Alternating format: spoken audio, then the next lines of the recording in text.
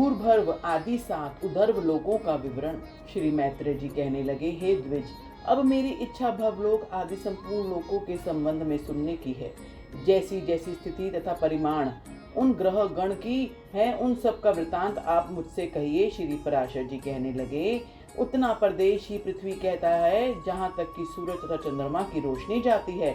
बस नदियों और पहाड़ों वाला प्रदेश ही भूमंडल होता है।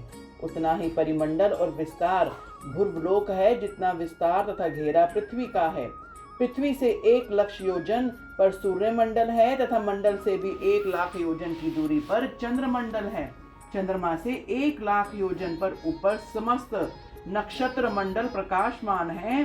हे द्विज, नक्षत्र मंडल से 2,00,000 योजन बुध स्थित हैं तथा बुध से 2,00,000 योजन की दूरी पर ऊपर शुक्र वर्तमान है। शुक्र से 2,00,000 योजन के अंतर पर मंगल स्थित हैं और मंगल से इतनी ही अंतर पर ऊपर की ओर बृहस्पति जी स्थित हैं। हे विप्रोतम, बृहस्पति से 2,00,000 योजन पर ऊपर की ओर शनि देव हैं और शनि से 1,00,000 योजन पर सप्तऋषि मंडल स्थित है। सप्तऋषियों से भी 100,000 योजन के ऊपर संपूर्ण ज्योतिष चक्र का नाभि स्वरूप ध्रुव मंडल है। हे मुनीश्वर, मैंने तुमसे त्रिलोकी की उच्चता के संबंध में वृत्तांत कहा। यह त्रिलोकी यज्ञ फल की भोग भूमि रही है तथा इस भारतवर्ष में ही यज्ञ अनुष्ठान की स्थिति वर्तमान है।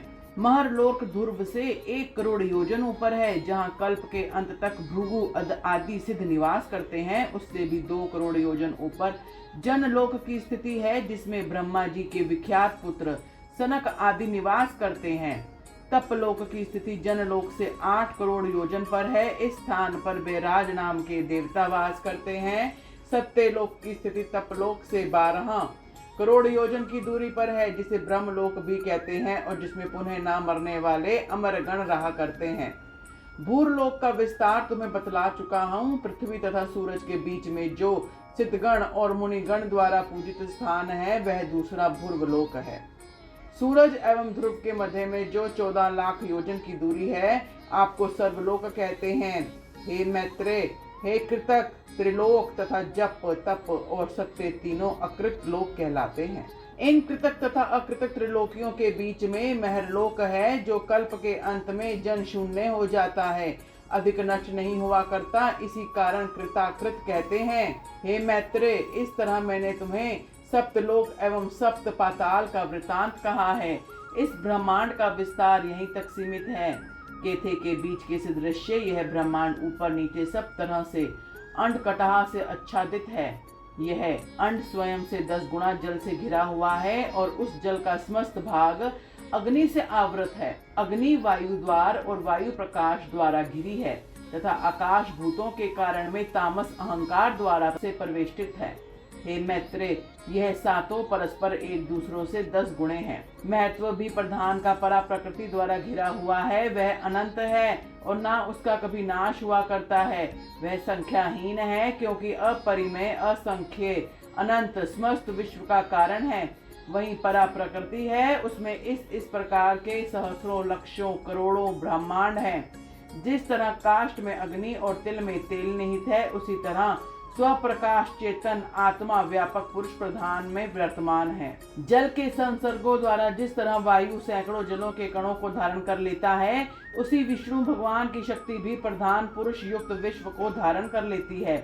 जिस तरह अपने बीज द्वारा दूसरे वृक्ष की उत्पत्ति होने से पहले विटप की कोई हानि नहीं हुआ करती, उसी प्रकार दूसरे प्राणियों के जन्म लेने से उनके जन्म देने वाले प्राणियों की क्षति नहीं हुआ करती। जिस तरह वृक्ष के कारण आकाश तथा काल आदि सनिध मात्र से हुआ करते हैं, उसी तरह विश्व के कारण श्री विष्णु भगवान ही परिमाण को हुआ करते हैं। जिस तरह धान का बीज अपने अंदर जड़, नाल, पल्लव, अंकुर, तना, कोश, पुष्प, शीर, तंडुल, तक्षु तथा कर्ण सभी चीजें छिपाया रखता है और जल भूमि आदि के मिलते ही वे सब चीजें प्रकट हो जाती हैं, उसी तरह अनेक आदि कर्मों से स्थित देवगण आदि हरि शक्ति का आश्रय प्राप्त करते हैं। आश्रय प्राप्त करने पर जो पर प्रकट हो जाया करते हैं, जिसके द्वारा इस समस्त विश्व की उत्पत्ति हुई है, जो स्वयं विश्व रूप द्वारा स्थित है, जिसमें यह वर्तमान है और जिनके अंदर यह लीन हो गया है, वह पर ब्रह्मा ही भगवान हरि हैं। बोलो ओम श्री विष्णु प्रियाय नमः। ओम श्री विष्णु प्रियाय नमः।